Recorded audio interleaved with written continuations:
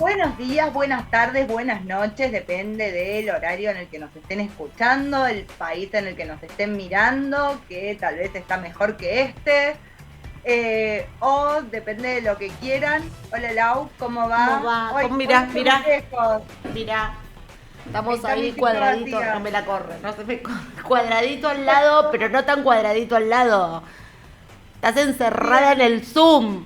Otra vez. estoy encerrada en el Zoom, estoy en mi casa, estoy con un aislamiento preventivo, estoy bien, les quiero decir a todos, estoy con un aislamiento preventivo por un posible contacto estrecho y como soy muy cuidadana, eh, nada, acá estoy.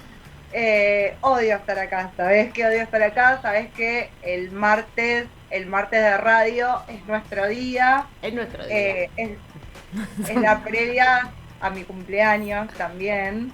Porque para cuando Así que, ustedes lo estén bien, primero, nada peor que pasar aislada el cumpleaños. No te puede pasar eso la semana de tu cumpleaños. no, Eh, nada peor que cumplir años, cumplir la cantidad de años que vamos cumpliendo primero, ¿sí? Sí, Segundo, agravado por el contexto pandemia. Y encima aislada. No te faltó nada. bien, Estás como bueno, querés. cuando Para estén cuando ustedes estén viendo, viendo esto, ya habrá cumplido años. Pero celebraremos como es un año, el cumpleaños, el... no, no, ¿sabes qué? ¿Sabes ¿Sabes qué? que Prefiero no? no ¿Sabes que festejar. no? ¿Sabes que son detestables? ¿Sabes que no? Había que decirlo, alguien tenía que decirlo. Hablamos ¿Sabes que 80 no veces se por día, no necesito... cumpleniega nada? ¿Sabes que no? Mira, es el segundo cambio de edad que tengo desde que estamos en el programa, los dos en pandemia, y yo desde acá voy a pedir, en todos estos decretos que se están firmando, que en algún decreto puedan firmar que todos volvamos como a la edad prepandémica, ¿sí? Por ejemplo, que yo ahora siga teniendo Vos 39. decís que así como se aplazaron las fechas de vencimiento de las licencias de conducir, Sí, se aplacen el paso de años en los DNI. Me encantó. sí, A no ver, está hoy que mal. tenemos un programa muy político, candidatura, etcétera, etcétera, yo te propongo a vos, vos propones eso, si se me detiene el tiempo, es más, te sigo, si va a pasar eso, te sigo en pandemia. Y Es evitamos que el coste, los costes de... Mira, no sé si lo evitamos, pero psicológicamente nos haría fantástico a todos. Ay, mira qué bien Bueno, te no está sé. haciendo el Va- aislamiento. Te brotan ideas. Tendrías un electorado femenino que te apoyaría. Por favor, ¿cuánta Vamos a pavada junta? proponérselo a nuestro primer invitado, no sé si va a estar muy de acuerdo. Nuestro primer No me le invitado que animo nota igual, que ¿eh? No me le tenemos animo. hoy. No me le animo. Vos estás en aislamiento, por ahí te da a mí. Yo no me le animo a decírselo. A Mary hay que proponérselo. Tenemos un programa, una vez más, muy, muy actual, muy político. Paremos de decir pavadas. Estamos brainstormeando esta introducción. Un programa político. ¿A quién tenemos, Maru, hoy? Tenemos al doctor Ricardo López Murphy, una nota que queríamos hacer hace muchísimo tiempo. Eh, bueno, vamos a hablar de política, de actualidad, de economía. Es una de las personas que más sabe de economía en el país, no solo por lo que tiene estudiado, ¿sí? Sino porque lo vivió de adentro, de afuera, de lo público, de lo privado. Sí, una palabra autorizada en este tema, en esto que Absolutamente estamos autorizada. tratando de, si querés, dilucidar un poco, poner un poco de luz sobre los momentos que estamos transitando. Después viene, Después viene María Bianchi, eh, que hoy es precandidata a legisladora porteña por Republicanos Unidos. María, ¿se acuerdan? Allá lejos, hace tiempo, había cerrado un negocio y se tuiteó algo que se hizo viral y bueno, y a partir de ahí empezó su participación en los medios, ya es amiga, ya es no, la su tercera vez que la participación tenemos. activa en esto de tratar de cambiar un poco la realidad que nos toca a todos y se metió de lleno en política para tratar de hacerlo. Y estamos inaugurando una sección que no sabemos cuánto va a durar. Por lo pronto nos pareció piola empezar a mostrar así como fotografías de distintos lugares del mundo Argentinos por el Mundo, se llama este Sí, espacio. fotografías metafóricas, digámosla, no es que vamos a mostrar No, cosas. fotografías metafóricas, no, ver un poco cómo está el panorama en distintos lugares para ver, a veces uno tiene la sensación que en ningún lugar es tan peor que nosotros, como para ver esto, en qué están mejor, qué cosas se hacen bien. Para lo cual hoy arrancamos acá muy cerquita, países limítrofes, con un amigo, Emiliano Pérez, en Chile, contándonos un poco cómo están las cosas por allá. Y bueno, presentado el programa, creo que Vamos a ver las notas. largamos directo, ¿sí?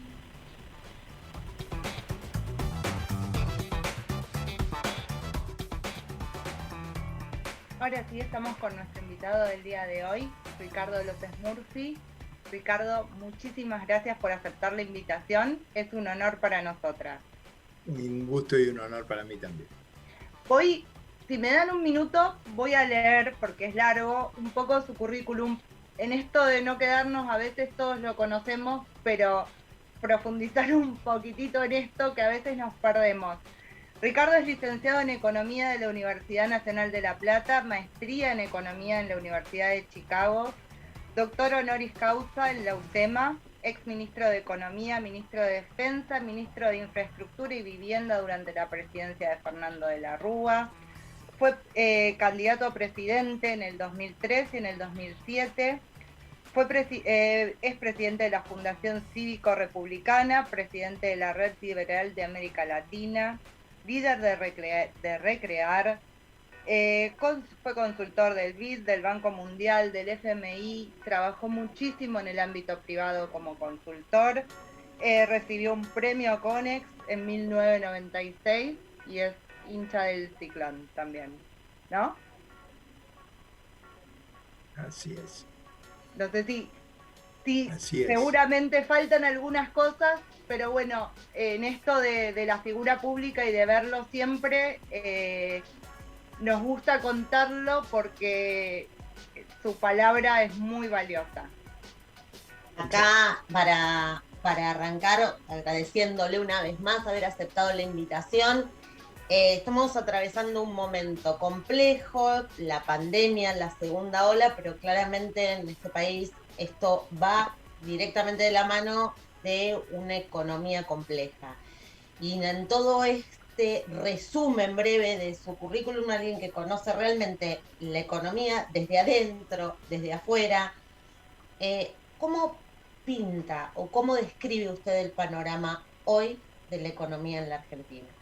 Sí, ustedes lo dijeron, lo que domina en Argentina y en el mundo la recuperación económica es la política sanitaria. O sea, lo que acá ha habido es un brutal shock de oferta debido al virus. Y los países que hicieron las cosas mejor, el año pasado hicieron mucho testeo, en eso Argentina no hizo lo correcto, y cerraron lo menos posible las actividades económicas. En particular, es muy importante en esto la construcción, el comercio, porque ahí usted si cierra, en muchos casos obliga a la quiebra a las empresas, pues no tienen el capital para soportar esa situación estando encerradas. En el año 2021, lo que sabíamos allá hacia mediados de año 2020 es que lo que había que asegurarse eran las vacunas. Y yo creo que acá el error más serio, más grave para la salud, pero también para la economía, fue no asegurar la provisión de vacunas. O sea, la negociación con la Organización Mundial de la Salud y con Pfizer fue muy desgraciada, esto está muy descrito en distintos medios, y al haberse demorado la vacuna en la Argentina, se la ha sometido a una, digamos, dificultad de recuperación que hubiera sido mucho más acelerada de haber tenido las vacunas. Eso uno lo ve en Estados Unidos, lo ve en Israel, lo ve en el Reino Unido. Es decir, la clave hoy es cuando uno más rápido vacuna, bueno, ahí tiene una respuesta que no solo es sanitaria. Recordemos que acá hay un tema muy importante en materia económica ligado a la posibilidad de interactuar, y eso depende de vacunar, ¿no? Claro, el tema es que previo a la pandemia, la economía de este país no era una economía sana. Nos pasa la pandemia, no tenemos vacunas, estamos tardando en vacunar. Entonces, ¿cómo nos recuperamos o en qué escenario quedamos parados? En el mejor de los casos, que se acelere la vacunación. Sí, si se acelera la vacunación, yo quiero ser también acá muy abierto. O sea, los precios de la soja, y nosotros no exportamos soja, básicamente exportamos aceite de soja, harina, carne, eso han volado. O sea, son precios que nunca tuvimos. Con estos precios que Argentina tenga, estos temores sobre el futuro, esta digamos, sensación de inseguridad, de incertidumbre, si ustedes quieren, de desasosiego, es inexplicable. Nuestros sectores productivos están en condiciones de hacer una revolución productiva.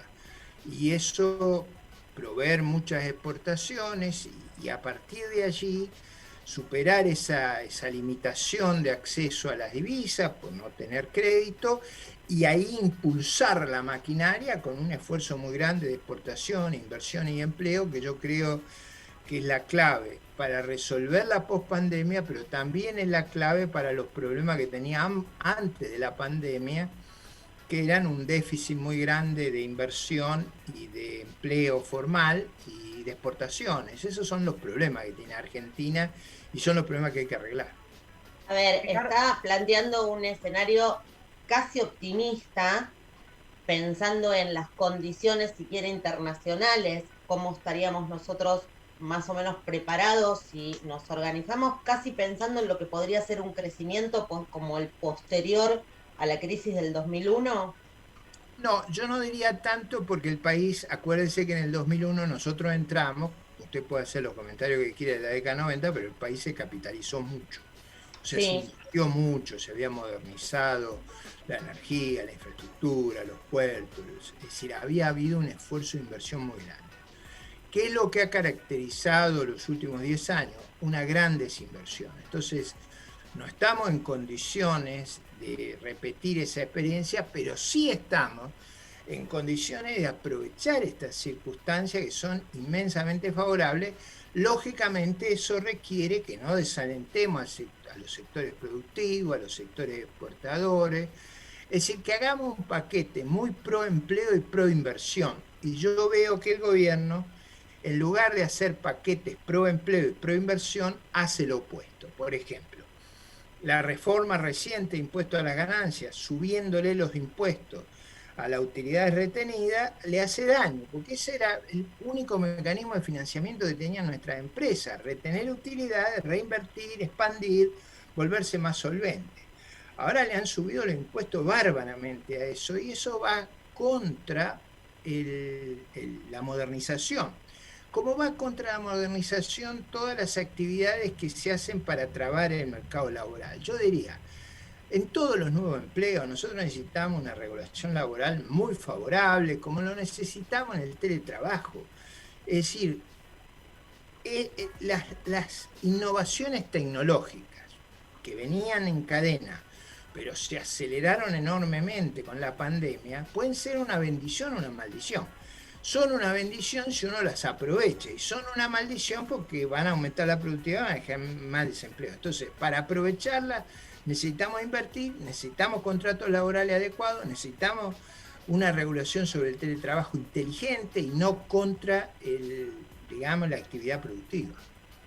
No, bueno, sí, casi que me contestó lo que le iba a preguntar, porque todo lo que estaba diciendo estaba bien, pero bueno, era si teníamos un gobierno que creía que estaba capacitado para agarrar ese viento de cola post pandemia que nos podía esperar.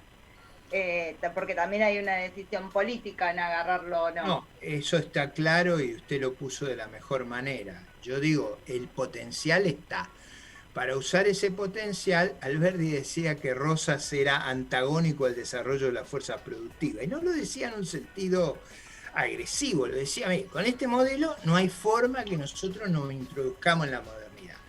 Y yo digo, las prácticas del kirchnerismo, el desorden, las contradicciones, las actitudes negativas. Por ejemplo, fíjese, no puede discutir, sí, no, lo que dice Guzmán. Pero si los subsecretarios desconocen al presidente, usted crea una incertidumbre extraordinaria. Ahora fueron a Europa a explicar lo que están haciendo y la pregunta, no las que se van a hacer en público, la pregunta en privado va a ser, bueno, ¿cómo se organiza ese gobierno? ¿Cómo toma decisiones? Porque es un sistema profundamente irracional, profundamente destructivo y que no, es decir, que no tiene una lógica de conducción. Y le dije el caso de Guzmán, pero le puedo decir el caso de la tarjeta alimentaria. O sea, el gobierno propone una cosa ahí y los que son sus secretarios lo critican. Digo, yo coincido con usted, es un gobierno caótico, que seguramente sería muy sano que fuera derrotado ampliamente en las elecciones próximas y eso obligara a adoptar otra forma de gobernar que requiriera un mayor grado de racionalidad, que es lo único que estoy pidiendo.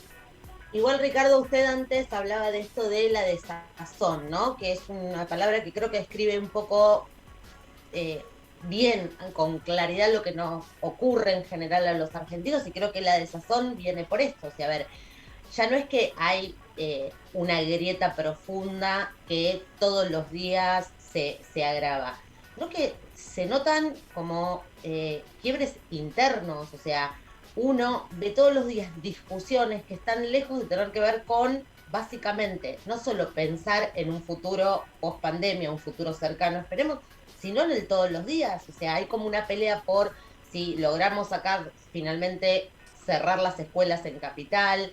O sea, esta cosa de la mirada en pequeñas cosas, que es lo que en definitiva estarían impidiendo mirar hacia adelante. ¿Usted no cree que en definitiva está jugando todo en contra para las elecciones? En términos de oficialismo lo hablo.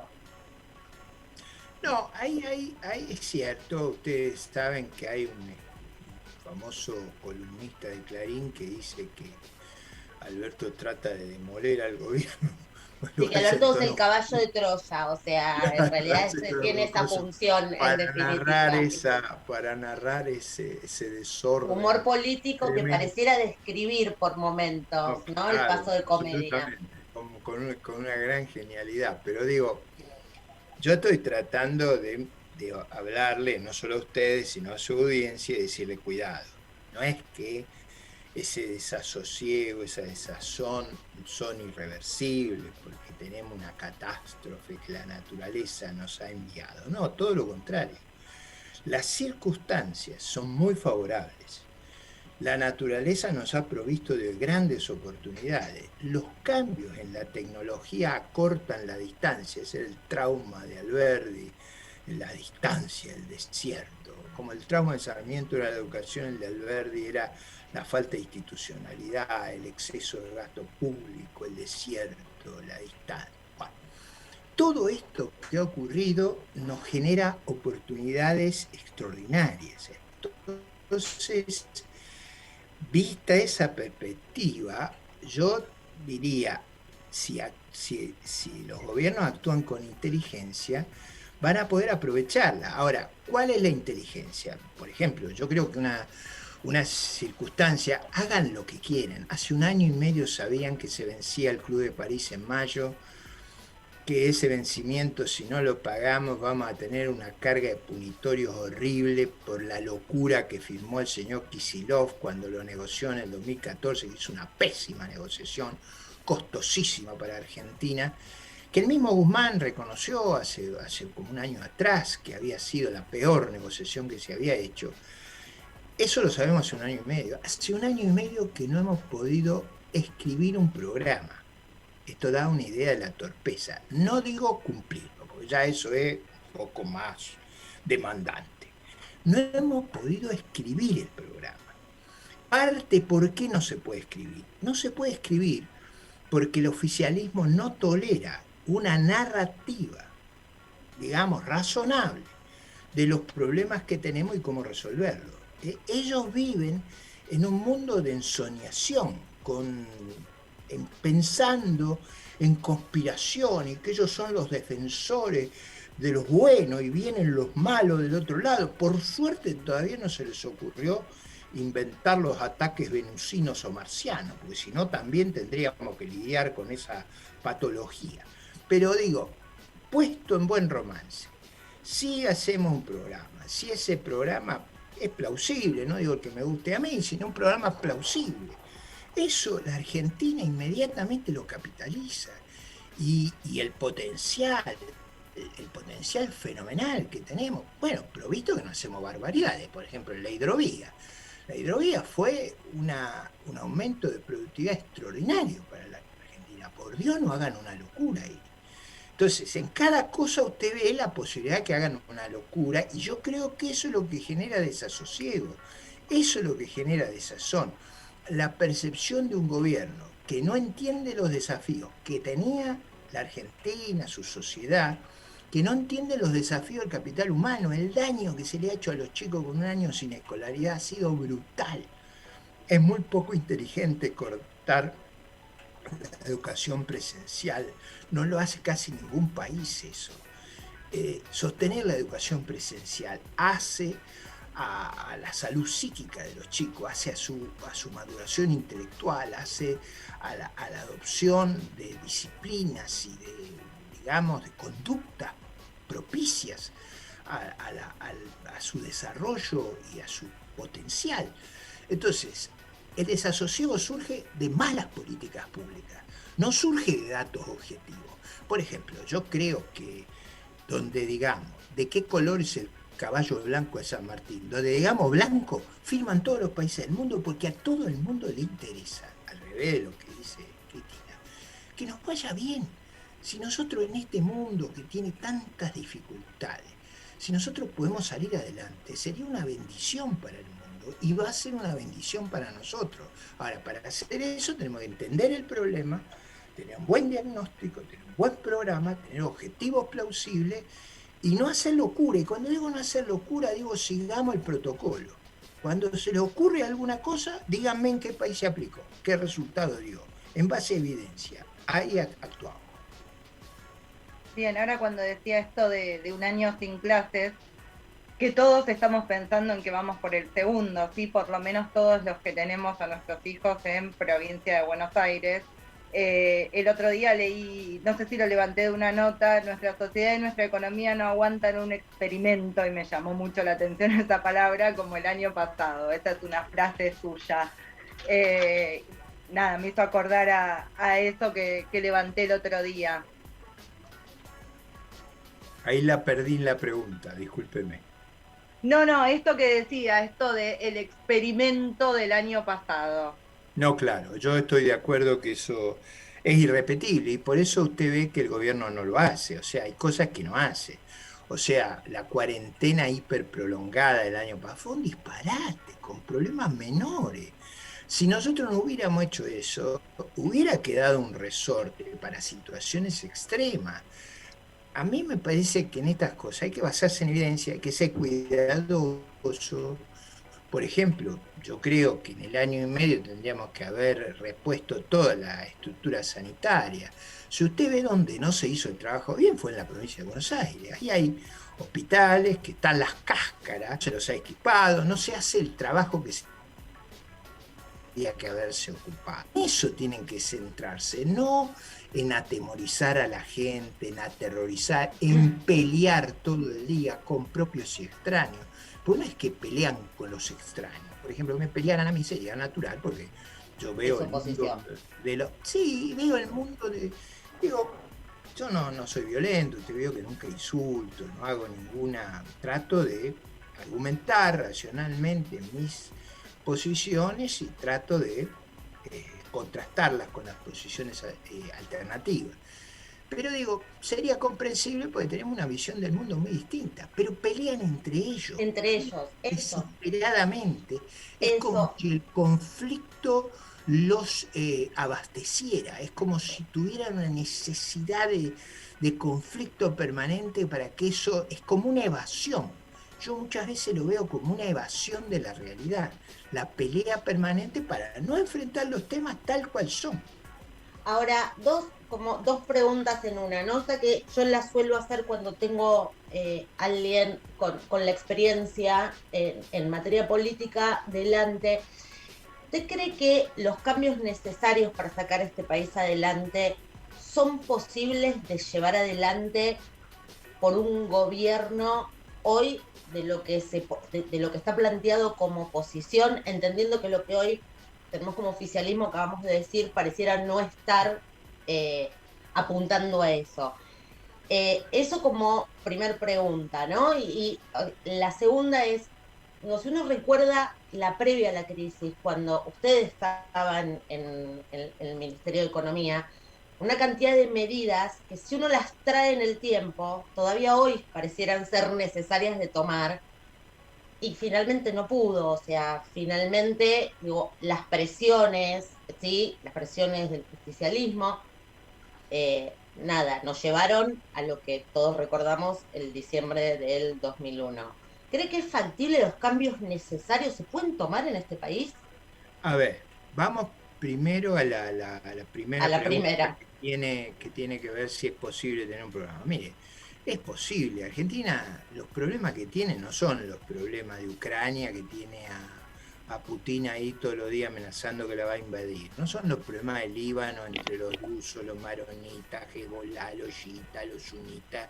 Una situación inmanejable, con 5.000% de inflación. No tiene los problemas que hay entre Irán y Israel, no tiene los problemas de Cachemira, no tiene los problemas de Corea. O sea, nuestros problemas no son exógenos, no vienen del resto que usted no sabe qué hacer. Acá son problemas propios de nuestro diseño de política. Nuestros vecinos tenían problemas similares a nosotros, como Brasil, y de una manera u otra, no digo que los han corregido radicalmente, pero han logrado no tener inflación, tener un mercado de capitales razonable, poder renovar su deuda, funcionar como países creíbles.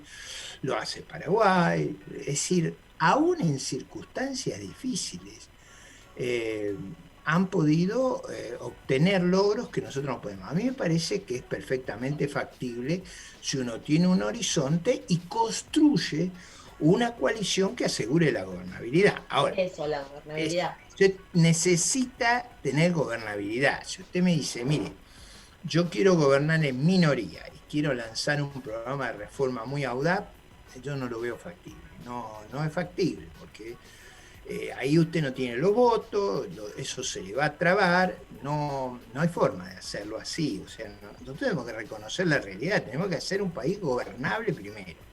Ahora, haciéndolo gobernable, yo estoy seguro que muchas de las propuestas que yo he formulado son beneficiosas. No hay ninguna de las que estoy haciendo que tengan contraindicaciones. Por ejemplo, la boleta única para votar en las elecciones. Eso bajaría los gastos de los ciudadanos y de los presupuestos extraordinariamente, mejoraría la transparencia electoral, sería una reforma formidable. Esa no tiene contraindicación. O sea, la única contraindicación es que impide que los dueños de los partidos generen digamos, listas monárquicas. Pero bueno, alguna vez vamos a tener que salir de la etapa pre-revolución francesa. Respecto a mi experiencia, nosotros pudimos perfectamente. El problema es que el gobierno en ese momento, el Poder Ejecutivo, si usted quiere el gabinete, la coalición de gobierno, la coalición parlamentaria, prefirió seguir otro rumbo. Es decir, yo era un funcionario designado, no tenía legitimidad de origen, no era yo el que había sido votado. Entonces yo podía ofrecer un programa que yo creo que hubiera evitado buena parte de las catástrofes y le hubiera dado a la Argentina un rumbo excepcionalmente favorable, pero la legitimidad de origen la tenía el presidente y los representantes electos. Por eso, luego de esa experiencia, yo fui a buscar en las elecciones presidenciales el respaldo popular para hacer las reformas que el país necesita. Pero no había ninguna imposibilidad. Lo que nosotros, primero póngase también en perspectiva. En ese momento, el problema del país, la corrección era 0,6 del PBI, era 2.000 millones de dólares, era entre nosotros como casi cortarse las uñas de los pies, era una cosa de cosmética. No, pero uno Había las un lee programa hoy. estructural, había un programa estructural un poco más ambicioso, pero eso era para digamos, el programa se había descarrilado, había que encarrilarlo y a partir de ahí no había nada que fuera extremo. Es verdad que en los últimos 20 años la situación se ha deteriorado. Los problemas que en ese momento teníamos no son los que tenemos ahora. Teníamos 30 puntos de producto de gasto, ahora tenemos 46, 47. O sea, hoy tenemos problemas que son muchísimo más difíciles que los que había en marzo del 2001. Pero si en marzo del 2001 hubiéramos hecho lo que correspondía, el cambio hubiera sido muy favorable, porque luego la duda que había era cuándo las circunstancias externas iban a mejorar. Y mejoraron en el segundo semestre del 2002, o sea, hubo rápidamente una recuperación que con un sistema bien armado hubiéramos volado. Y hubiera sido, digamos, una proeza. Y hoy tenemos una ventaja que no teníamos en aquella época. Yo desgraciadamente no tenía las cuestiones que ahora tenemos, que es la experiencia de los países del euro. Cuando todos tuvieron crisis en el euro, ninguno hizo lo que hizo Argentina. Hicieron lo que yo sugerí en esa época y le fue infinitamente mejor a Irlanda, a Portugal, a España, a Grecia. Ahora van a estudiar lo que hizo Portugal. Es muy fácil, lo de marzo del 2001. Por eso era si tuviéramos el diario en ese momento, el diario de hoy, digo, tal vez el escenario. Esa discusión está saldada. Bien, bien. Igual seguimos, digo, otra vez hay que trabajar el déficit fiscal, los gastos, hay que acortarlos por algún lado. Eso hoy es más delicado que antes porque, digamos, la cantidad de empleados públicos se ha duplicado, el número de jubilados se ha duplicado, o sea, acá se aumentaron los planes sociales inmensamente.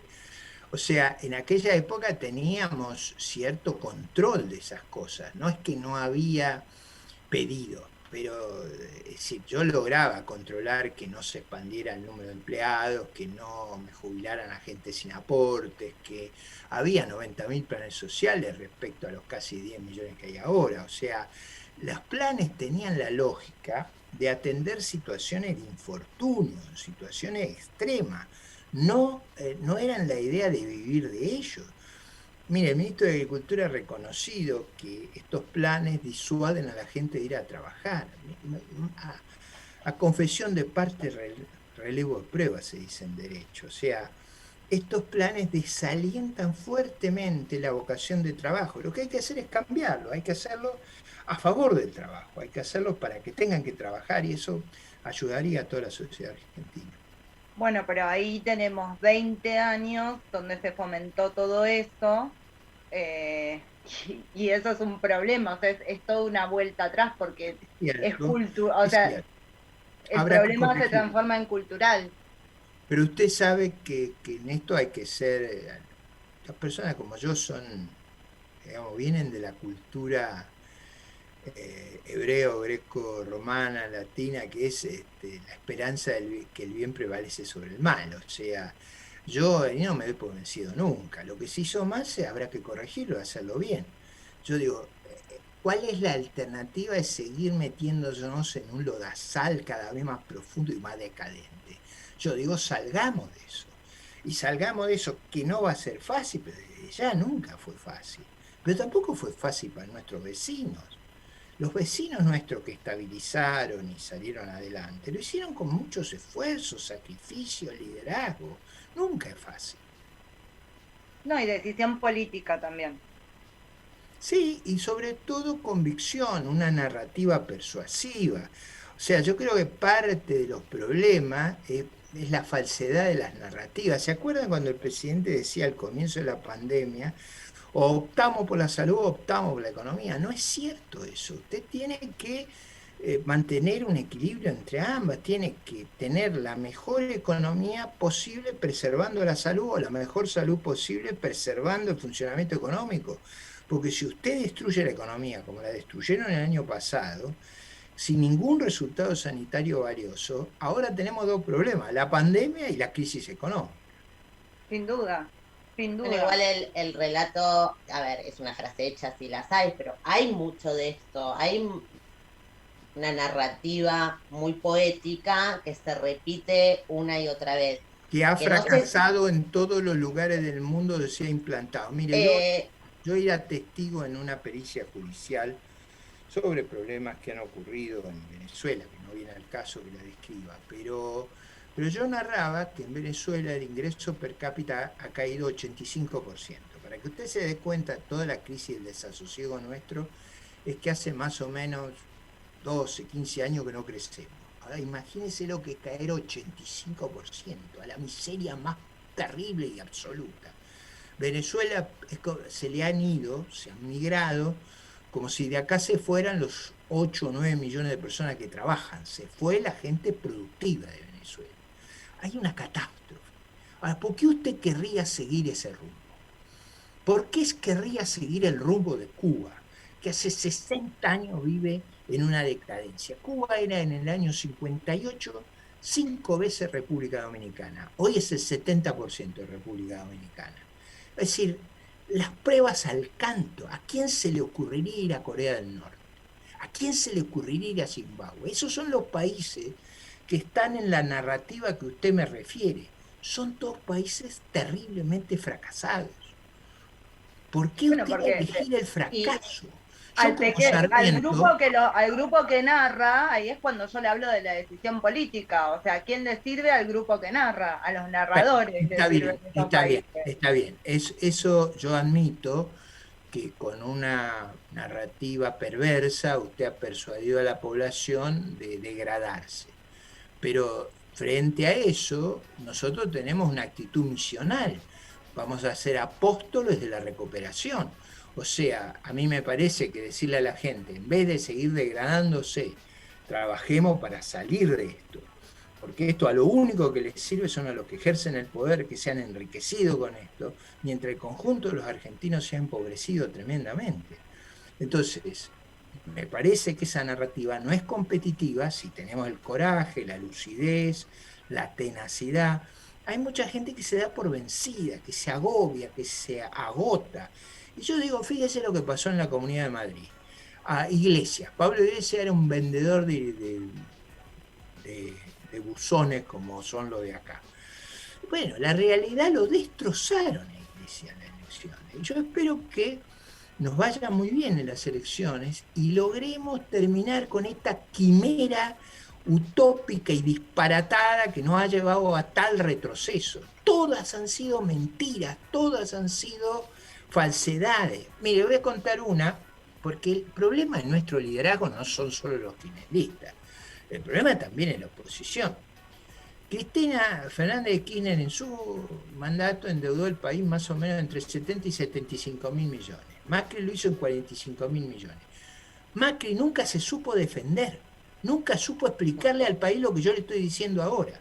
Mire, en octubre del 2019 había 15 mil millones de dólares en el ELIC. ¿Se acuerda que Fernández decía que iba a bajar los intereses de la ELIC para darle a los jubilados? Un mentiroso completo. Hoy hay 38 mil millones de ELIC y todos los meses nos gastamos 110 mil, 120 mil millones en intereses. Pero digo, en octubre del 2015, Cristina tenía 45 mil millones de dólares en la ELIC. Es decir, Fernández lo retaba a Macri porque tenía mucha LELIC. Y Cristina, al fin de su gobierno, tenía 3 veces más LELIC. ¿Me sigue el razonamiento?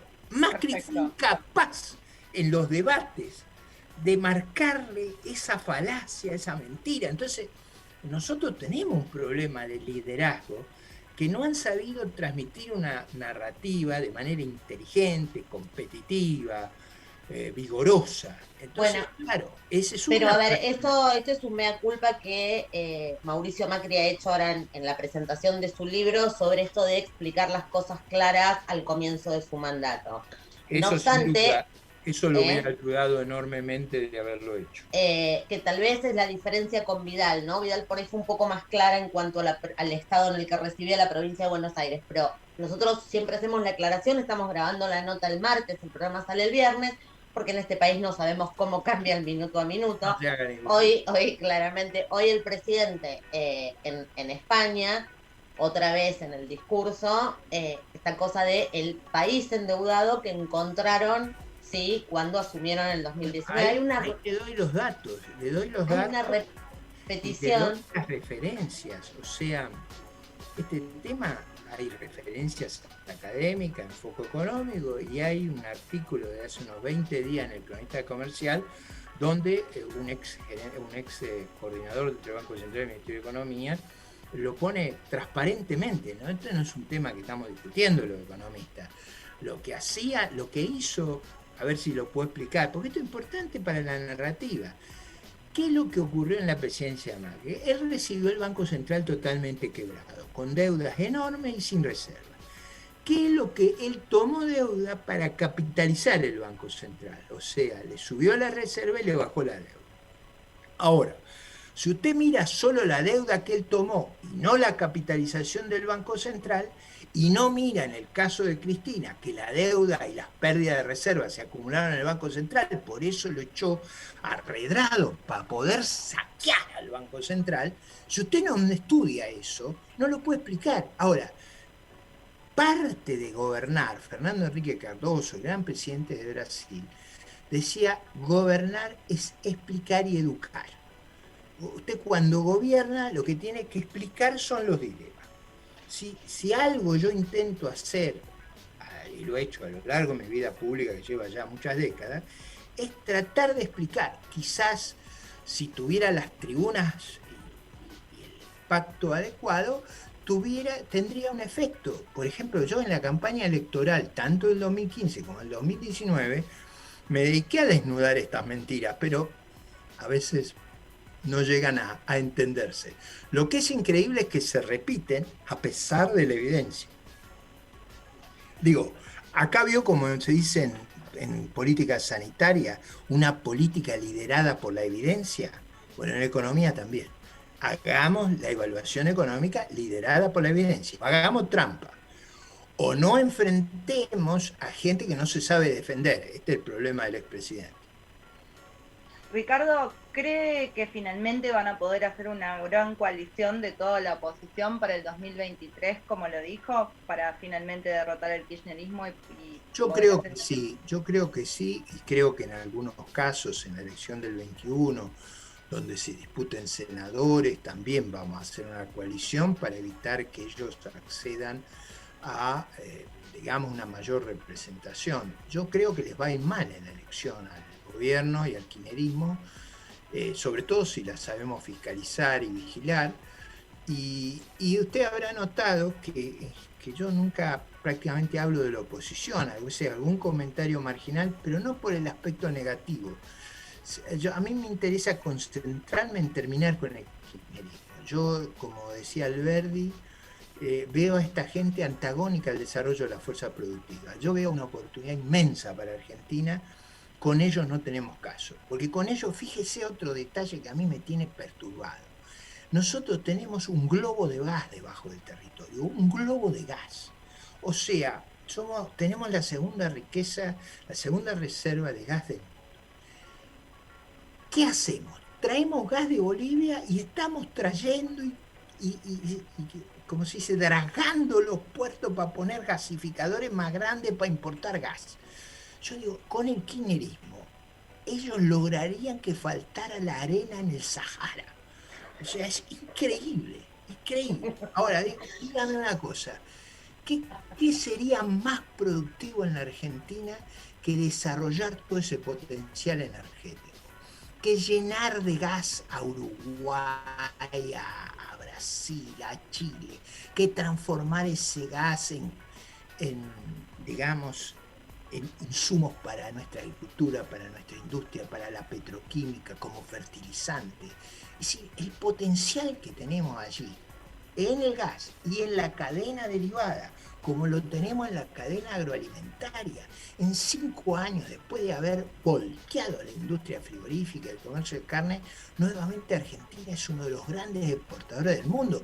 Pero Mi padre decía hace muchos años, por suerte los gobernantes duermen, porque el país se recupera a la noche lo que lo destruyen durante el día. Y es Claro. parte es cierto.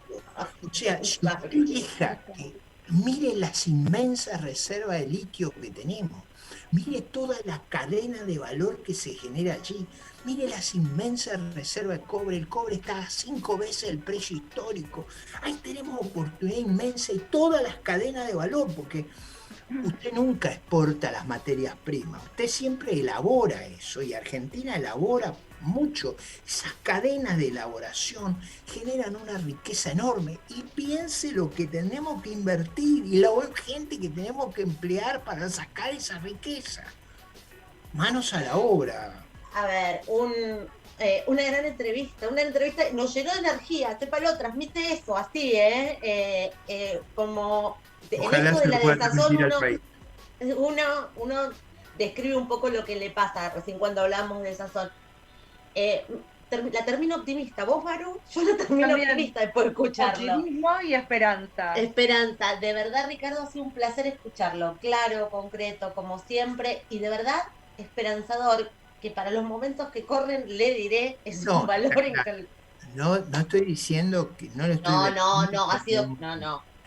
Si hay algo que hacer es Yo estoy diciendo, si remangarse. hacemos las cosas razonablemente, con estos precios internacionales, con los mejores agricultores del mundo, con una cadena de valor extraordinaria, si no hacemos macana en la hidrovía, si no hacemos macana en el turismo, si no hacemos macana en ninguna de las cosas post pandemia, pero vamos a tener un florecimiento extraordinario. Ahora, como decía Alberti de Rosa, acuérdense de eso. Rosas era contradictorio con el desarrollo, era antagónico a la fuerza productiva. Nadie quería venir con Rosas. Ahora, nos organizamos como país y en 40, 50 años nos convertimos en el país más rico del mundo. Esa es la verdad histórica. Ahora, después nos volvimos a degradar, pero... 40, 50 no sé si estamos, pero si a la brevedad se empieza a ver... Ahora, para que ustedes se den cuenta que no lo estoy diciendo porque me agarró un delirio. Si a mí usted me dijera, mire, López Murphy, lo mando con toda su experiencia, que ha trabajado en muchísimos países como consultor, que ha tenido una carrera llena de oportunidades y de logro, yo lo mando a Ucrania. ¿Usted se anega? Yo digo, no, eso no es mío. Si usted me dice, me manda al Líbano, yo digo, no, eso no es mío. Eso sí que me parece difícil. Si lo mando a Corea, usted arregla Corea, no, eso no es para mí.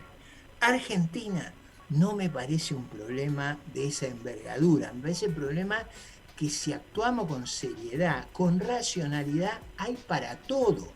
Pero además no se necesita una cosa loca, doctrinaria, zafada, destructiva. Se necesita ganar el sentido común. Por ejemplo, explotar los recursos que tenemos y construir la cadena de valor. Movilizar los recursos, generar credibilidad. Tenemos una deuda chica. Mira, hoy hablaba disculpe que les tome un minuto más. Hoy hablaba con un economista uruguayo. Uruguay tiene una población que es más o menos una 12ª parte, una 13ª parte de Argentina. La deuda Uruguay, yo le contaba que la deuda nuestra con bono con el exterior es 60.000 millones. La de Uruguay, que es una 13ª parte de nosotros, 40.000. Y a él no lo asusta.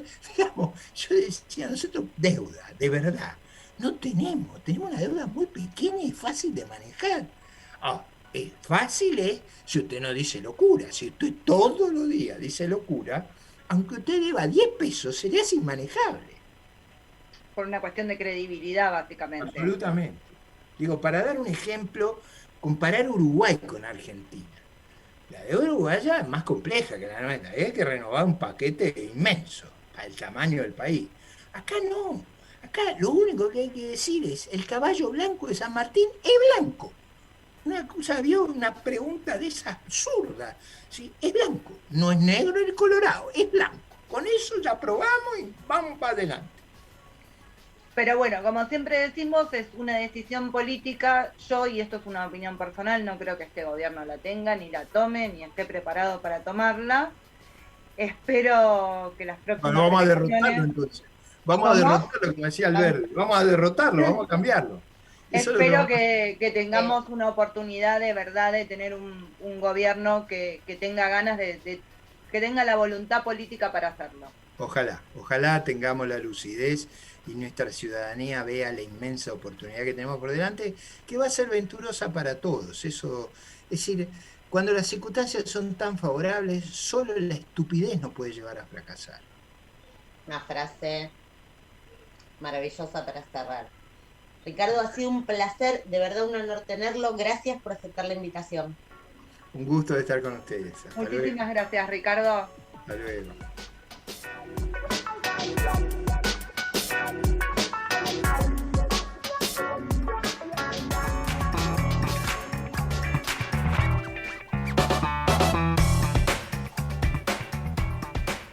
Ahora sí, estamos con nuestra segunda invitada del día de hoy, María Bianchi.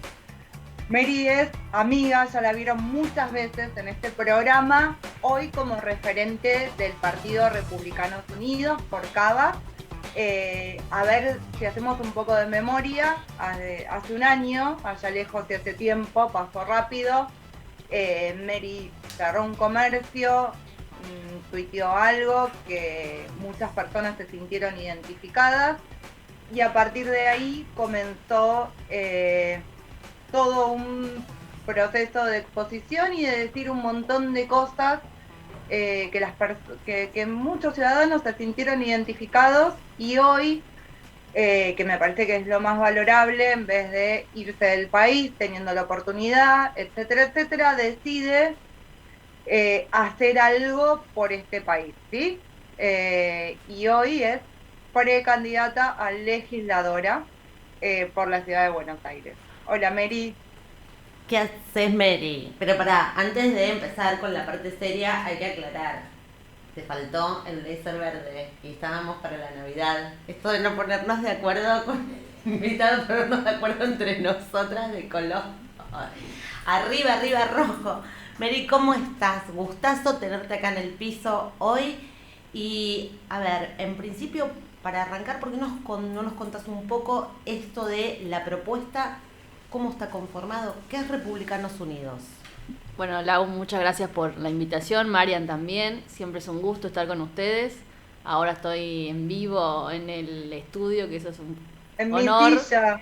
En tu silla. Hermoso, me encanta la radio a mí. Te queda linda, te queda lindo el micrófono, Mary. Sí, me gusta. ¿Cómo surge Republicanos Unidos? Bueno, Republicanos Unidos es la fusión que se hace en diciembre de 3 partidos que estaban en formación, que eran el caso de Unidos Argentina, al que yo pertenecía, que estaba, nuestros mentores son Agustín Echevarne, Manuel Adorni, Gustavo Segre y Gustavo Semería, entre otros. Se junta Unidos Argentina, que estaba en proceso, se junta Recrear con su líder Ricardo López Murphy, que lo acabamos de escuchar, y su equipo, y se junta Mejorar, que está a la cabeza con Yamil Santoro y con Darío Lo Pérfido, que son como el ala liberal, te diría, de lo que era el PRO, que se salieron del PRO y hicieron su propio partido. Y Mejorar ya tenía un expediente avanzado en la justicia para ser partido y nosotros estábamos en ese proceso. Entonces decidimos juntar fuerzas para poder competir este año. Si no, era muy difícil competir en el 21. Bien. Y ahí se forma Republicanos Unidos, ¿sí?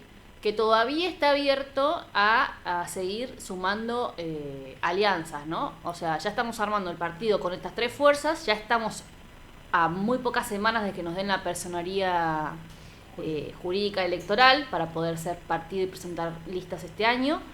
Y cuando eso esté cocinado, que falta poquito, siempre estamos invitando a afiliar porque siempre cuanto más fichas, más rápido se produce el hecho de que seamos partido. Cuando seamos partido, probablemente otras personas del ámbito opositor liberal seguramente se quieran sumar. Estamos tratando de convocar a algunas personas muy ¿cómo te puedo decir?, conocidas, que todavía están boyando, no tienen partido donde posicionarse, entonces seguramente están esperando que Republicanos Unidos se conforme como tal para poder sumarse, ¿no? No voy a dar nombres para no quemar la torta, pero sí, puede ser. ¿Y cómo es tu posición? Contanos un poco tu posición en el partido hoy. Bueno, el partido En el caso de Unidos, que es donde provengo yo, era gente común, somos gente común, no venimos de la política, somos todos privados, del sector privado, empresarios, pymes, empleados, profesionales, que se quisieron sumar a, como decía Marian temprano, a poner su granito de arena para tener representantes genuinos, que no nos sentimos identificados con nada de la política actual o con los líderes políticos que hay en la actualidad. Nos sentimos que la oposición no nos representa, o muchos somos defraudados del PRO, que no queremos volver a votar a Cambiemos, o no queremos volver a votar al PRO porque sentimos que no nos perdimos la representación con ellos. Entonces se sumaron a este proyecto, ¿sí? Y en ese sentido me sumé yo, y la verdad que le puse mucha energía, le puse mucho tiempo. Vos pensás que el año pasado yo ya me quedé como la lona, te diría, y eso fue como un canal de salida para mí, porque estaba súper entusiasmada y veía que podía ser un lugar donde uno podía trabajar, conocer gente y tratar de hacer algo bueno. Esto que decía Marianela un poco al principio, ¿no? Esto de, en lugar de pensar la retirada, el decir, hacemos frente y sacamos... Sí, en ese caso yo siempre dije, yo desde el día 1 que me puedo ir del país, tengo ciudadanía italiana, mi hermana vive en Madrid, es residente de Madrid, así que yo me puedo ir cuando quiero. El tema es que no me quiero ir. Y también el tema es que Argentina está muy complicada. Yo no soy pesimista, pero está muy complicada, y la gente no termina de comprometerse, porque creen que va a venir alguien de algún lado mágico y va a resolver todos los problemas. Y yo me di cuenta que si no te metes, las cosas no van a cambiar. Entonces tenía dos opciones: o me metía o me iba, porque no me puedo quedar en el medio a ver qué va a pasar, porque nadie lo va a resolver por mí. O sea, no. Viste que hay gente que te dice, bueno, nos viven preguntando esto, ¿y quiénes son los que se presentan? ¿Y quiénes son los candidatos? Y vos le contestás, ¿cómo se llaman los 130, 140 personas que están en la legislatura ahora? No tienen ni idea. Pero a vos te preguntan, pero ¿quién es el candidato? Como diciendo que hay alguien mágico que tiene nombre y apellido que va a resolver todos los problemas de todo el mundo. No, somos gente normal que nos quedamos sin trabajo, o que nos quedamos sin ¿cómo te puedo decir? Sin esperanzas. Sí. Entonces queremos hacer algo. Si no nos metemos a hacer algo, las cosas solas no van a cambiar, y nos cansamos de decir eso, porque nos cansamos de escuchar... Mary, te interrumpo un minuto. Más allá de eso, o sea, ¿cuál es la propuesta concreta, o qué es concretamente el cambio que quieren hacer? O sea, vos decías esto, los defraudados del PRO. O sea, ¿cuál es exactamente el cambio que proponen, o qué es exactamente lo que quieren? Y es un cambio radical. Es un cambio que va con un cambio cultural, que obviamente no se va a hacer en un año, ni en 2, ni en 5, probablemente tarde mucho tiempo, pero por algo hay que empezar. Y nosotros este año tenemos elecciones legislativas, no son ejecutivas, no elegimos presidente, elegimos legisladores que van a votar a favor o en contra de ciertas cosas que hace la mayor cantidad de políticos. O sea, vos pensás, ahora tenemos una Cámara que tiene oposición y oficialismo, y sin embargo votan todos juntos, se ponen todos de acuerdo, sacan leyes de terror, como fue la ley de alquileres, que dejó a todo el mundo sin poder alquilar, la ley de góndolas, la ley del aborto. O sea, sacaron leyes conjuntamente como si no existiera oposición. Republicanos Unidos lo que quiere es una representación liberal republicana, y que reduzca, o sea, uno de los proyectos que tiene es la reducción de 180 impuestos. O sea, nosotros necesitamos un Estado pequeño y eficiente. O sea, todo lo que es ineficiente del Estado lo estamos pagando los pocos que trabajan. Vos pensás que hoy en Argentina 6 millones de personas mantienen 23 millones de personas. Estos eran un poco los números que repasábamos, ¿sí?, la semana pasada con Kachanowski, con Fausto Spotorno. 6 millones que cada vez son menos, porque cada empresa que cierra son cientos de miles que quedan afuera. O los profesionales que se van, son otros que se van. Los médicos que se van.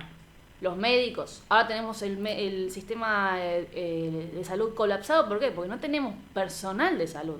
No es que no tenemos camas. No tenemos cama ni personal de salud. La gente no quiere... Esto viene quedando en manifiesto. Lo que repasábamos en el programa con Pablo Pratesi y con Mario Schitter, el tema de lo que se paga una guardia acá en dólares versus en un país limítrofe con Paraguay, entonces el Chile, colapso Paraguay. del Bueno, sistema les cuento sanitario algo, tiene les cuento algo mucho que rápido ver para con que no eso. quede, no hable, para que hable un poquito más del partido.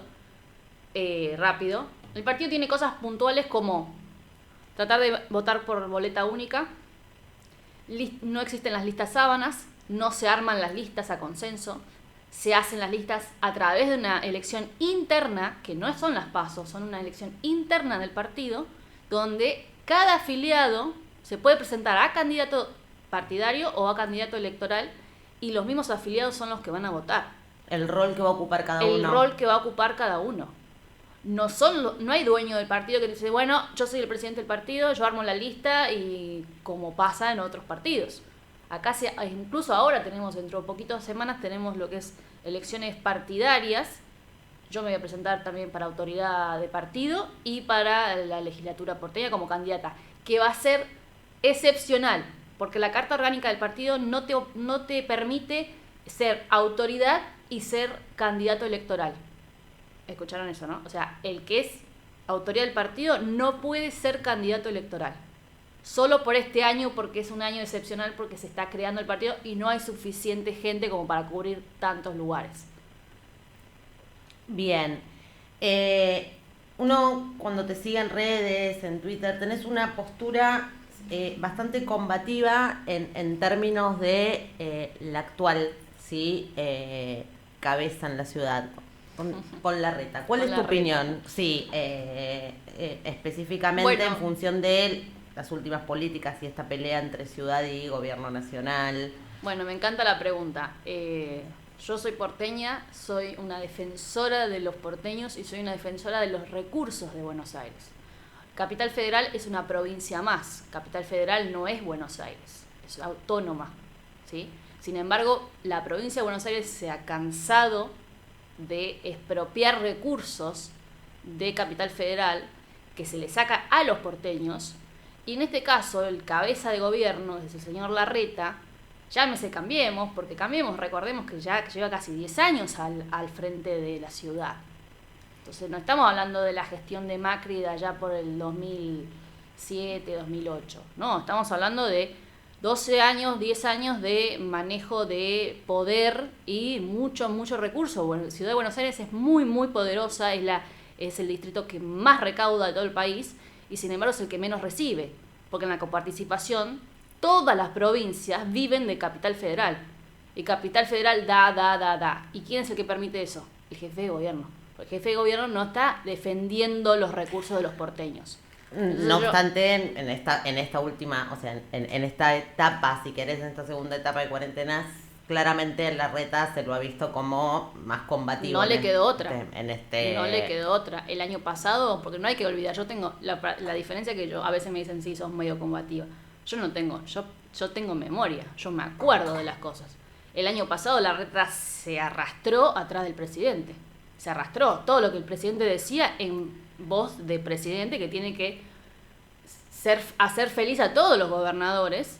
Entregó un montón de cosas de Capital Federal y Larreta no dijo nada. A nosotros nos sacaron 2 puntos de la coparticipación el año pasado. ¿Larreta dijo algo? Lo único que dijo fue decir, no es momento para pelearnos con una nación. Igual no es hacer política eso también, ceder a veces, no es parte del juego de la política, Mary. Mira, tengo muchos años de análisis político y te puedo decir que, entendiendo que Larreta quiere ser el próximo presidente, ya no le importa la ciudad. Ya está pensando en su próxima presidencia. Por eso yo a veces soy tan crítica con él.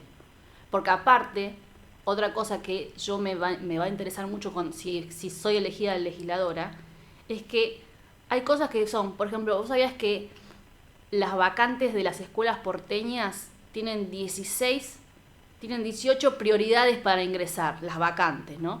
La segunda prioridad son los vecinos, son los niños porteños de las 10 cuadras a la redonda de la escuela. Sí, esto se habló ahora con el tema del transporte y el traslado cuando fue sin embargo, las escuelas porteñas que están a la periferia de las comunas que son periferias de conurbano, están al 50, 60 o hasta el 70% ocupadas por niños que son de PBA. Y los niños porteños no tienen vacantes.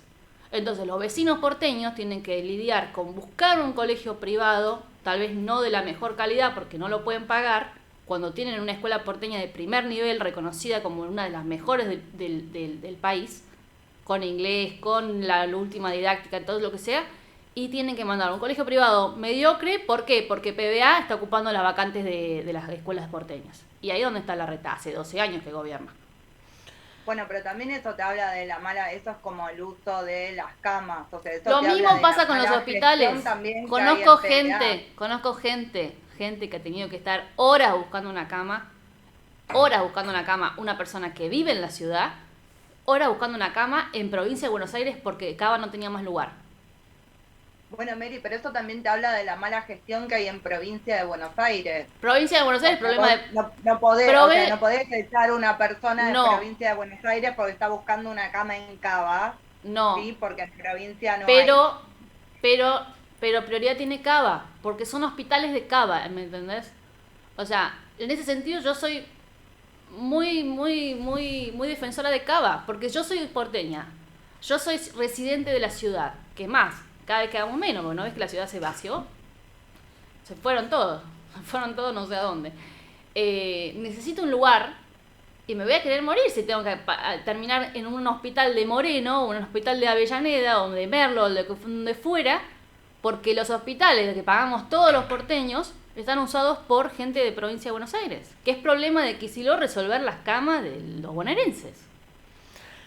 No es momento para hacer O sea, a ver, que provincia de Buenos Aires tenga una gestión pésima y la ciudad de Buenos Aires tenga mejores hospitales, vos no podés dejar a la gente sin cama. Honestamente, a ver, yo tengo una prepaga, ¿sí? Con la cual, la verdad, me voy, sí, cualquier cosa que tenga que hacer, voy a ir a una clínica en Cava, ¿sí? No me atiendo en provincia y vivo en provincia. Ah, ¿sí? porque ahí te estoy atacando vos que sos de provincia. No me estás atacando. No. Simplemente pago una prepaga y tengo la opción de atenderme en capital o en provincia. Y la verdad, o sea, tengo que elegir, a ver, no quiero dar nombres, ¿sí? Pero me voy a ir a atender a capital. Y entiendo a las personas Pero que...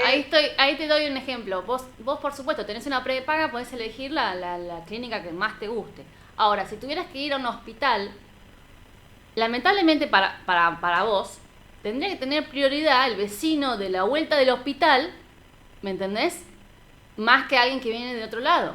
Prioridad, no digo que no lo atiendan, te digo que no puede ser que los porteños no tengan lugar en los hospitales porteños porque están ocupados a veces hasta el 80% por gente que no corresponde a la ciudad. No digo de PBA, puede ser de cualquier lado. O sea, hay gente que viene de otros lados también. No, lo que tendríamos que tener es un gobierno en la provincia de Buenos Aires con un sistema de salud, ¿sí? Que pueda cubrir las necesidades tanto en provincia de Buenos Aires, en las demás provincias y en Cava, donde tengan el mismo nivel. Porque ahí me estás dando la razón, o sea, los hospitales de Cava no tienen el nivel de los hospitales de provincia de Buenos Aires, te lo puedo asegurar. Igual Sí, pero también me parece que en esta discusión podemos estar enfrascadas horas, porque en realidad hay un mundo de cosas por hacer. Pero Laura me preguntó por qué yo tenía como una rivalidad o como era muy crítica con la reta. Es la gestión de la reta. Y como te digo, Cava no es PBA, Cava es autónoma. Eso es lo que no es una parte de PBA, no es una parte de Buenos Aires que Buenos Aires pueda hacer uso y abuso. No, eso está claro. Ahora bien, bueno, estamos todavía viendo si se posponen, no se posponen, si se pasan las pasos. Se pasan, sí. Esto es, pasan a septiembre y a noviembre. A septiembre y a noviembre, se corren un mes. Un mes. Bueno, para nosotros bárbaro. Tenemos un mes más para juntar fichas. Para juntar fichas, ya casi que te comprometemos para cuando estemos ahí y seamos, sí, verdaderamente muy, si queremos, positivas. Esperemos a Mary tenerla, porque con la potencia y la fuerza que tiene, seguramente va a trabajar mucho y fuerte por todos los porteños. ¿Sí? ¿Vos, Maru, algo más? Agradecerle a Mary, como siempre, que nos acompañe. Y bueno, y nada, y esperamos que sea legisladora. No la vamos a poder votar, Mary, no te podemos votar. Bueno, Pero pueden sumar, yo voto. sumar Yo bien. te voto. Laura vota. Laura vota. es No, verdad. y antes de Pero- irme les digo, si el partido sale, que va a salir el partido, nuestro primer invitado, Ricardo López Murphy, es candidato a diputado nacional por Ciudad de Buenos Aires, ¿no? O sea, es un Esperemos referente muy importante. Esperemos que este país salga adelante. ¿Sí? Es lo que todos tenemos que luchar por eso, no nos queda otra. Básicamente Sí. queremos. No tenemos opciones, esa es la No, diferencia. no tenemos opciones, Sí, sí. exactamente. Mary, gracias por aceptar la invitación. Chau, chicas, muchísimas gracias por la Gracias, invitación. Mary. Cuídame la silla. Dale, acá está.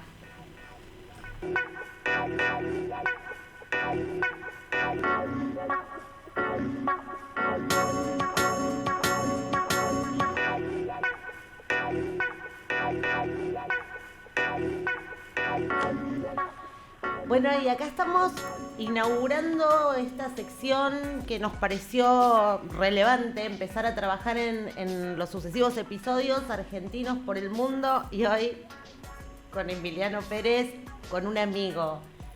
Años que no nos vemos, mucho tiempo, muchas horas juntos, mucha adrenalina oficina, mucho marketing juntos. Emi, te extrañaba verte así. Emiliano está viviendo ya hace un tiempo con su familia, con un bebino hermoso, en Chile. Y la verdad es que nos pareció sumamente útil en escuchar de un amigo cómo es la situación acá nomás, ¿sí? No vamos a hablar de Europa hoy, no vamos a hablar de Estados Unidos, estamos hablando acá, del país vecino. La Emi, gracias por aceptar la invitación. Nada, Laura, un gusto. Un placer.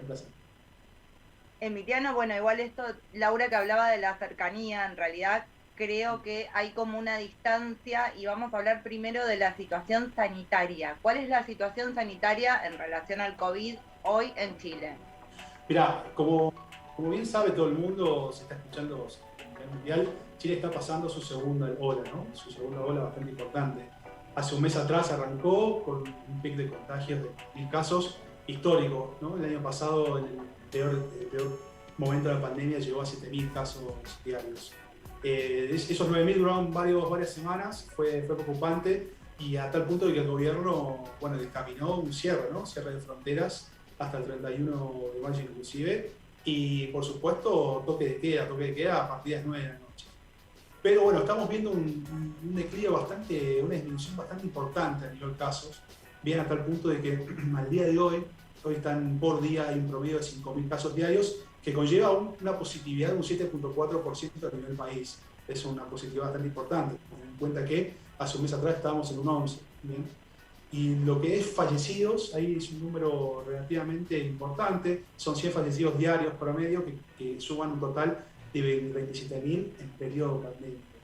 Eso es bastante importante.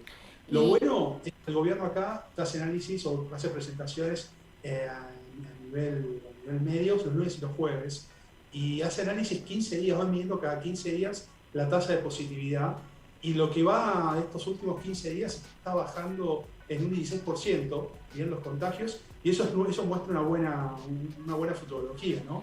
Un buen camino. Acompañado, por supuesto, de la vacunación, ¿no? Que eso es lo que deberían realizar todos los países y lo que están apuntando, ¿no? Hay muy buenos resultados en Israel, en Estados Unidos, Reino Unido ya tiene una apertura total gracias a la vacunación, ¿no? Y lo que quiere lograr el gobierno, que su objetivo es el 31 de junio, bien, el último día, vacunar el 80% de la población total del país. ¿Con qué porcentaje de vacunados están hoy? Mirá, el día de ayer el gobierno en su última declaración indicó que está el 51% de la población total tiene una dosis y el 47% ya tiene dos. O sea, la mitad de la población vacunada. La mitad de la población vacunada. Prácticamente. El objetivo de ellos era llegar al 50% para las próximas elecciones, que son la semana que viene, y lo van a lograr, ¿no? Estamos vacunando a un promedio diario de 200.000 personas, más o menos. Estuvieron mucho más altos, ¿no? Al principio la vacunación estaba en 350 y la fueron disminuyendo más que nada también por la falta de vacunas, ¿no? No es que el gobierno chileno negoció el año pasado 40 millones de dosis entre varios laboratorios y las tiene todas. No, al contrario, pero el laboratorio se lo van inyectando a gotas, eso sí. Pero están ¿no? negociadas desde antemano. Vos tenés a tu Están familia. negociadas, están cerradas, ya las compró el gobierno. Eso es lo importante y es lo que se adelantó a varios países primermundistas, ¿no? Tanto como Canadá, Francia, bueno, España también mismo se adelantó y compró antes de que la OMS o la FDA las aceptara, ¿no? Fue una estrategia, una jugada bastante importante. Por ejemplo, la Pfizer, ¿no? Ustedes allá, La Pfizer, por ejemplo. correcto. Acá están vacunando con Sinovac, que es una vacuna china que ya la OMS la está para probar esta semana. Prácticamente el estudio de la fase 3 se hizo en el mercado chileno y desde ese estudio la OMS la está aceptando y la está declarando como vacuna de emergencia. Está vacunando con Pfizer, está vacunando con AstraZeneca, que recibe AstraZeneca por el programa COVAX de la OMS. Y ahora también hizo un convenio directo con CanSino, que es un conglomerado canadiense-chino, es un laboratorio de ambos países, que se caracteriza esa vacuna por ser monodosis, es una dosis, e indican que tiene una efectividad de un 67-60%, pero bueno, es una dosis y eso generaría, es como la de Johnson & Johnson, y generaría una vacunación masiva mucho más grande. Emiliano, vos estás en contacto, sabés de Argentina, está tu familia acá. Sí. Con independencia de esta buena gestión que estás contando en términos de abastecimiento de vacunas, esta segunda ola, ¿no? Que también la están viviendo en Chile, ¿crees que está mejor gestionada o mejor preparada en términos sanitarios? Hablo de camas, hablo de ocupación de terapias intensivas, porque este es nuestro gran tema, ¿no? En este momento. Con respecto a Chile, el tema salud es totalmente distinto al argentino, ¿no? Es un modelo muy parecido al americano, donde hay seguros de salud, no hay obra social o hay prepagas, ¿bien? El tema salud acá es todo pago, pero bueno, el gobierno entendió y hizo hincapié con todos los programas privados o todas las ISAPRE, debería ser, es como una prepaga, un OSDE en Argentina, hizo un convenio en donde todo el mundo puede atenderse por COVID en todos lados, o sea, toda la población. Después, si tiene que pagar un porcentaje, lo verá, pero no lo pueden negar, no le pueden dar la recepción. En ese sentido está bien preparado el gobierno chileno. Si bien hubo muchas críticas, lo escucho en liceos argentinos, en donde hay muchas críticas con respecto a las UTI que están colapsados. Es un sistema mucho más chico que el argentino, es un país mucho más chico, ¿no? Una población que tiene un 50% de lo que es Argentina. Hoy en día, gracias a la gestión de la organización que hizo el gobierno, el sistema sanitario está no colapsado, pero está en 94%. Digamos que tienen un 6% de camas habilitadas, que creo que en un total ese 6% son unas 300 camas aproximadamente libres a nivel país, por si algún paciente precisa de respiradores. Ellos están tranquilos con ese número, ojo, no es que están... No, además está bajando la curva, o sea, vos estás diciendo que está bajando... acompañándose.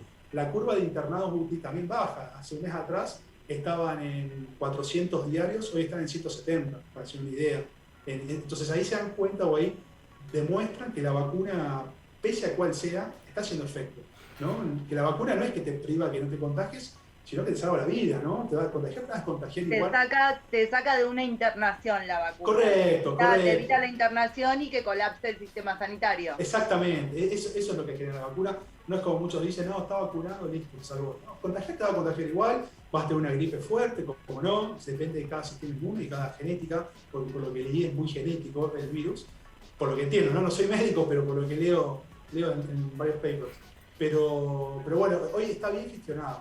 Comparándolo con el argentino, por lo que veo desde afuera, y yo creo que Argentina politiza mucho todo, ¿no? Y es lo que opina también mucha gente de afuera, tengo amigos que no son argentinos, pero Europa, y se nota que politiza todo, y al politizar todo se rompe esa gestión, ¿no? Dejan de pensar un poco en... Sí, no hay gestión, no hay gestión. No, y contanos un poco tema, cierres, aperturas, o sea, cómo está, colegios, o sea, y hacernos un comparativo breve en cómo fue el 2020 y cómo están hoy en esto de estar, si querés, pasando o atravesando la segunda ola. Mirá, el año pasado fue todo por online, lo que es colegios, ¿no? Yo lo notaba por padres, tengo amigos que son profesores, y clases online eran hasta este año. Este año abrieron en marzo. Recuerden que el verano chileno, teníamos aproximadamente de 500 y 900 casos diarios, nada. Entonces, bueno, el gobierno dictaminó de apertura de clases, empezar a ir a colegios con burbujas, ¿no? Si hay un infectado en un aula, cierran todo el colegio, no es que cerraban todo el aula, cerraban todo el colegio y todos de vuelta a clase virtual. Y eso se vivía, ¿viste? Yo entré en un club de rugby, chicos de 16 años, y justamente los chicos me comentaban eso, que no podían entrenar porque estaban en una burbuja sanitaria y todavía en otro curso alguien un contagiado. Con respecto al colegio se abrió. Cuando llegó el pic de la segunda ola, de vueltas todos a online, ¿no? De vueltas todos al Zoom o a todo Google Meets y a empezar a tener clases virtuales. Hoy que está un poco más controlado, hoy que en la región metropolitana está liberado, bien, está liberado, está en fase 2, les comento para que comprendan, el gobierno chileno divide en 4 fases las etapas. Fase 1 es cuarentena, todo cerrado. Fase 2 libera lunes a viernes, menos fin de semana. Fase 3 toda la semana. Y fase 4 es camino a la libertad, ¿no? Camino a la no cuarentena. Hoy en día eso lo hace por regiones, no es que es todo a nivel país. Ellos ven que en los últimos 15 días una región está levantando la positividad de contagios, te cambian de fase o para abajo o para arriba, ¿no? En este caso la región metropolitana pasó y dentro de la región metropolitana lo dividió por comunas. Es como que, digamos, no sé, Vicente López solo abrió Florida, pero privó Villa Adelina sigue en cuarentena. Y San Isidro no, pero Olivos también sigue en cuarentena y solo abrió Florida. Bueno, hoy pasó eso en la región metropolitana. Solo abrieron la parte del norte, la parte de arriba, bien, de lo que es Santiago, que es de Providencia hasta la Universidad de Huachuraba, pero de Huachuraba hasta Lomas Mechea, que es la parte donde está la mayor población, un poco de un nivel adquisitivo socioeconómico AB, bien, es donde tiene mayor ingreso. Esa parte solo abrió porque hay más control, la gente se cuida más, la gente sale menos a la calle a trabajar, porque son la mayoría son los beneficiarios que pueden hacer home office. Entonces ahí se ve más controlada la pandemia. En ese caso, en toda esa zona, abrieron colegios, abrieron restaurantes, abrieron malls, abrieron shoppings. La gente puede ir, por supuesto, con aforo controlado a los shoppings, puede ir con aforo controlado a comer en la parte de afuera en los restaurantes. Y en los colegios pasa lo mismo, ¿no? En los colegios sigue la misma política. Van todos a clase. Si hay algún contagiado en algún curso, cierran todo el colegio. No es que cierran un curso. Eso lo veo diferente a Argentina. Yo veo conocidos, a familiares que iban al colegio y antes en Argentina entiendo que cerraran el curso, no cerraran el colegio. Pero bueno, yo creo que de esa forma la gente se está acostumbrando, ¿no? Se está obteniendo esa libertad que viene buscando hace un año, por lo menos, de ganas de salir. Todos tenemos ganas de salir. Sí. Bueno, esto que contabas un poco de dividir la región metropolitana por lo que serían acá municipios, fue un poco lo que estuvieron pidiendo, lo que están pidiendo algunos intendentes del conurbano, que es esto de que no sea todo lo mismo, que es bastante criterioso lo que estás diciendo, sí. Y bueno, es lo que están pidiendo, que no sea todo lo mismo. Bueno, acá sirvió muchísimo, acá desde el día 1 se hizo eso. Bueno. Lo positivo es que no es que se dice, bueno, no sé, Florida se libera, pero Olivos no. Y no hay más control. Acá hay cordones sanitarios. En cada frontera de cada municipio o de cada región, están los militares o están los carabineros mismos controlando, pidiéndote pases si tienes que ir a trabajar, si tenés que ir a estudiar o donde fuese, y no te dejan pasar, si no te des un permiso. Vos venís de un municipio con cuarentena y no te des un permiso para pasar, no te dejan pasar, te dejan a tu casa o te meten preso. ¿No? Es bastante riguroso. El tema de la ley, claro. Y correcto. A ver, hablando ahora, hablas de esto de los Perdón, ¿eso lo ves que se pueda llevar adelante en Argentina? Digo, no es que mirá, hace tantos años que no estás acá. Sí, no. Al principio se hizo, ¿no? El año pasado, cuando apenas empezó la pandemia, que Argentina, bueno, se testeaba poco, pero estaba mejor controlado el tema de la pandemia. Yo veía en la tele, ¿no? Que había, por ejemplo, había filtros para pasar de zona norte a capital, o de zona sur a capital, como que había lugares donde había control, ¿no? Eso llevaba a que haya mucho tráfico, por supuesto acá pasa lo mismo, acá pasa un paciente, pero es la única manera de poder filtrar y de poder... No, bueno, pero te lo decía más como una cosa social, digamos. No, es que conociendo- ahí es donde quería ir. ¿Cómo estás? Ah, Contaste. culturalmente, mira, culturalmente el argentino, por supuesto, somos muy distintos al chileno. El chileno es un poco más conservador, un poco hace más caso, ¿no? a las leyes o ese tipo de cosas, es más cuidadoso, ¿no? El argentino por ahí golpeado con la situación económica, golpeado con la situación política, golpeado con la pandemia, y todo esto que comenté al principio, que está todo politizado, yo creo que la Argentina es bastante difícil controlar, ¿no? Muy complicado volver a encerrar a la gente, privarlas de que puedan abrir su local o puedan abrir su empresa. Es un poco difícil, pero no imposible, ¿no? Yo soy de la teoría de que todo se puede y todos juntos. Estás ¿no? optimista en Chile, estás optimista en Chile. Estoy optimista. Contagianos, Es que- igual para... No, ahora que decías esto, un poco que te decía Maru del clima social, y como para cerrar así te liberamos porque está trabajando Emi. No pasa nada, no pasa nada. Esto de el clima social, estás tan a días, a semanas de las urnas, Correcto. después de todo lo que fueron las protestas en 2019. ¿Cómo está el clima social, más allá de estas diferencias que acabas de Mirá. marcar con... Las protestas siguen, hay una realidad. Los medios chilenos ocultan muchas cosas como pasan en varios países, no sé si decirlo primermundistas, pero en Europa pasa mucho que ocultan protestas y ese tipo de cosas. De Dinamarca, ¿no? Tengo un par de amigos de Dinamarca y me decían lo mismo. Todos los viernes se juntan en lo que es Plaza Baquedano, que es como la Plaza Italia, o como la 9 de julio, el obelisco nuestro. Se juntan personas ahí a manifestarse, a seguir prendiendo fuego, a tirar, bueno, a hacer bombas molotov, todo ese tipo de cosas que está de moda hoy en toda Sudamérica, ¿no? En Colombia pasa lo mismo.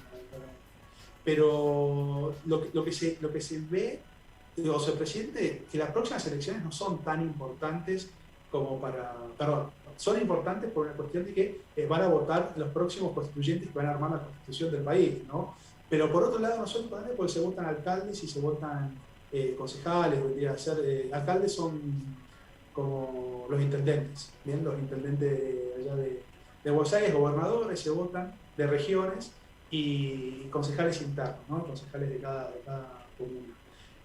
Lo que sí la gente está esperando, lo que es ver quién va a representarlos en la parte constituyente.